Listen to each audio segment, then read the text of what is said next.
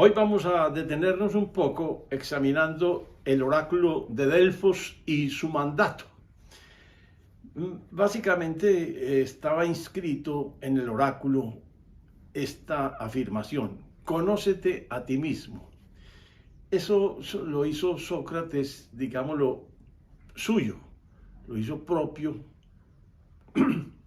y propio de sus enseñanzas, porque de él hemos recibido básicamente el énfasis en la verdad y el énfasis en el autoconocimiento. ¿Por qué es importante el conocerte a ti mismo? Porque en esa época era claro que había grandes desarrollos, digámoslo, físicos del hombre. Estaba, por ejemplo, Esparta, que estaba totalmente centrada en el desarrollo físico, en la creación de un ejército invulnerable, prácticamente invencible. Desde pequeños, desde los 6 años, separaban a los niños y los ponían en entrenamiento para crear soldados de un vigor increíble. Sin embargo, esto hay que distinguirlo de lo que es exactamente el autoconocimiento, porque una cosa es la superación física y otra cosa es el nivel de ser. ¿Qué es el ser? El ser en realidad, en principio, es la manera como respondemos a las distintas situaciones. Decimos que un perro no puede modificar su nivel de ser porque siempre tiende a responder de la misma manera. Siempre, aunque sea el amo el que lo aporrea y el que lo castiga y le da duro, siempre reaccionará con bondad ante él, con alegría y con cariño manifiesto y expreso hacia él. Entonces el punto básico no es simplemente tener una reacción buena, sino ser capaz de superar el tipo de reacción mecánica que le nace en un momento dado al ser. Por eso decimos que en la búsqueda de la superación personal no es tanto la búsqueda de un ser superior, sino la búsqueda de un nivel y estado superior de ser, que básicamente se considera es cuando podemos responder de una manera diferente. En general, es importante que la gente aprenda a conocerse porque muchas veces solamente vemos nuestra capacidad general de reacción motriz y nuestro vigor, nuestra salud, nuestra capacidad de imponernos físicamente en alguna medida, pero nunca vemos los afanes, los problemas mecánicos de funcionamiento y de respuesta que tenemos. Entonces, en general, nosotros tenemos una cantidad de automatismos que la gente normalmente no se detiene a examinar, ni se detiene a superar. Por ejemplo, nosotros nos movemos con mucha facilidad hacia el temor y nos movemos muy fácil por el temor, apenas medio sentido y ya estamos haciendo algún acto de defensa. Uno de los más elementales y más comunes es la mentira. Mentimos mecánicamente de una manera pavorosa, o sea, muchas veces al día estamos deformando la realidad y estamos deformando la verdad, lo que sentimos, lo que pensamos, lo que vemos, lo que valoramos, todo lo que realmente es significativo para nosotros, muchas veces lo tenemos deformado. Y no nos damos cuenta de eso si no lo estudiando sistemáticamente.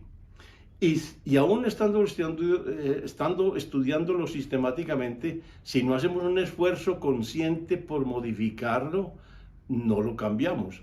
Mucha gente dice, no, es que yo cuando se trate de algo muy serio, yo sí digo la verdad. Eso no es correcto.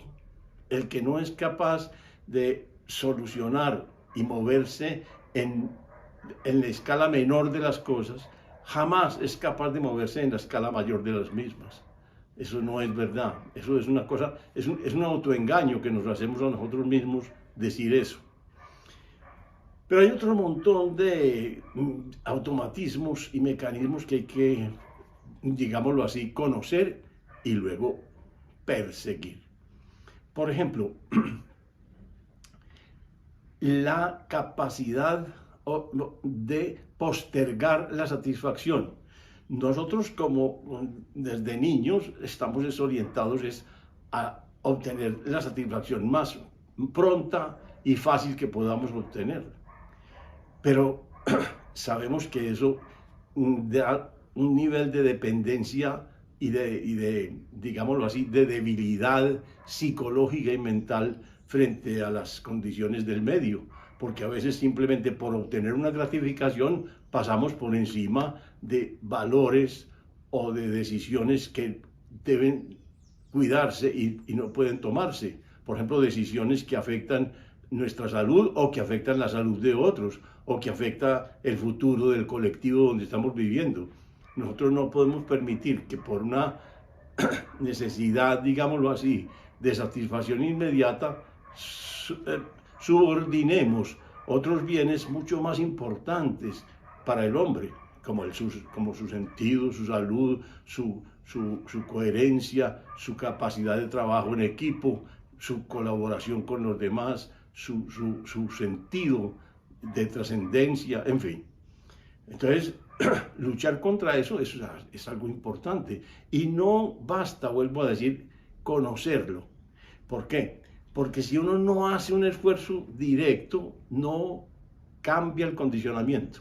Por ejemplo, yo tenía una época en donde tenía muchas dificultades económicas, sobre todo porque yo hacía una serie de asesorías de empresas que no me pagaban inmediatamente, sino que me pagaban después de que pasaba cierto tiempo, la empresa, digamos, recuperaba su capacidad de respuesta, recuperaba su nivel de rentabilidad, y entonces en ese caso me podía pagar, pero a veces se podía demorar 6 meses mientras yo estaba trabajando, ayudándole, y no había dinero mientras tanto. Yo tenía que hacer, por ejemplo, sistemáticamente un préstamo al banco, porque durante muchos años era la única manera de sobrevivir. Entonces, cuando a veces salía, por ejemplo, un chequecito, yo sentía la ansiedad de salir a cobrarlo, de salir primero a recibirlo y luego, por supuesto, a cobrarlo.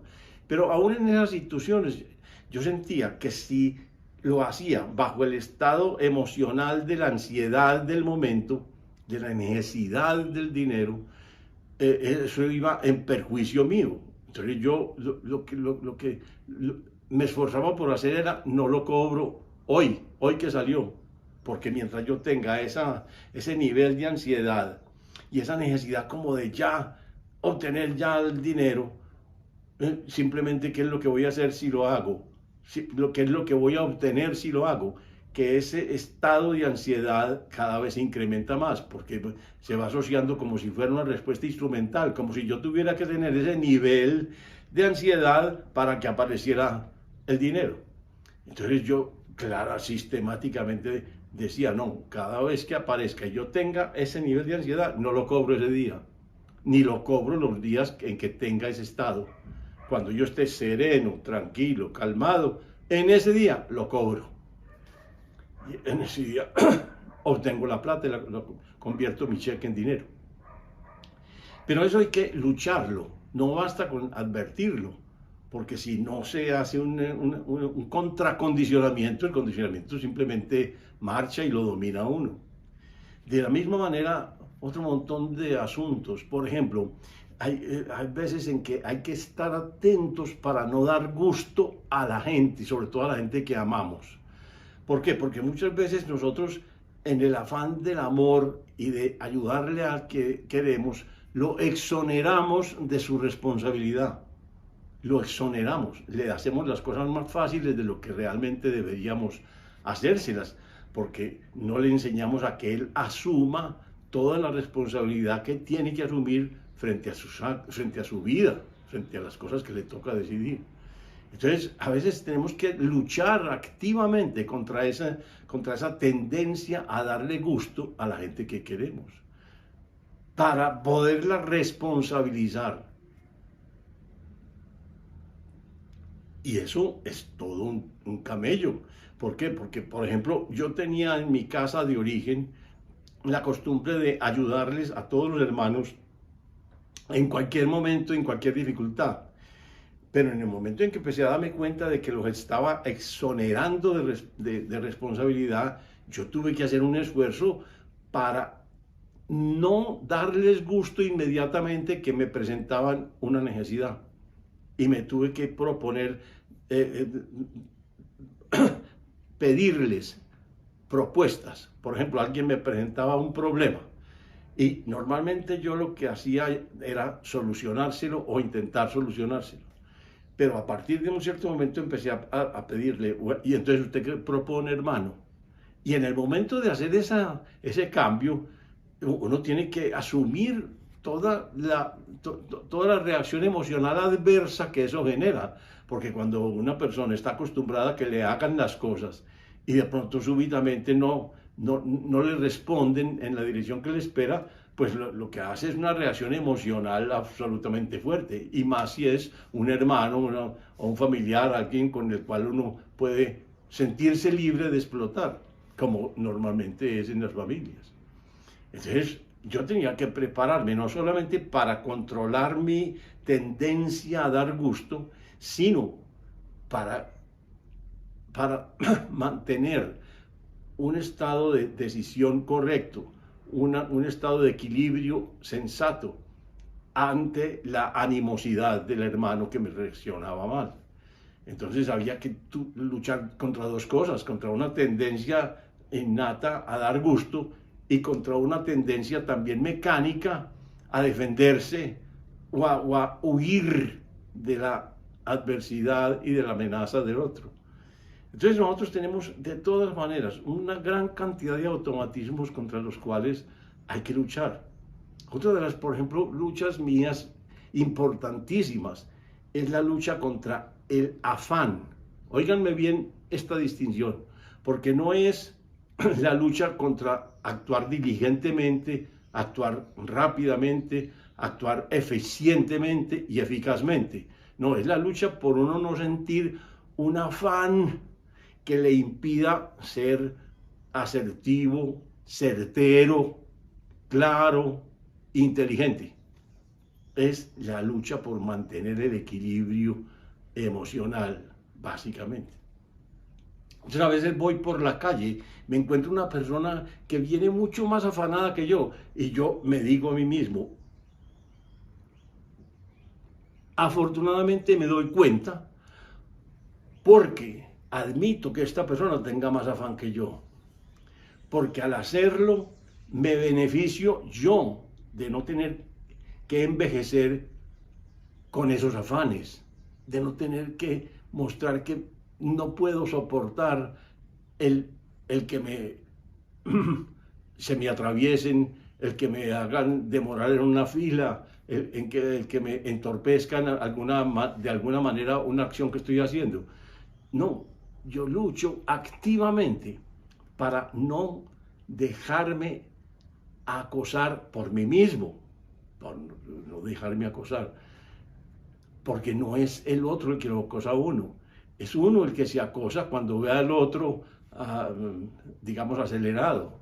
Es uno el que se acosa, no el otro. Eso no es verdad. Uno tiene que asumir la responsabilidad sobre sus propias reacciones y respuestas. Entonces, tal como esos ejemplos que les doy, hay muchos automatismos que tenemos que nos salen espontáneamente, que nos invitan a reaccionar en una dirección, digámoslo, cómoda para nosotros y que nos invitan a permanecer en el nivel de ser más básico que tenemos, no a transformar el nivel de ser en un nivel superior. Es el momento entonces de empezar a observarnos con más cuidado, empezar a exigirnos no depender, no ser débiles ante las circunstancias, no ser incontinentes, como decimos cuando una persona es incapaz de postergar una satisfacción personal.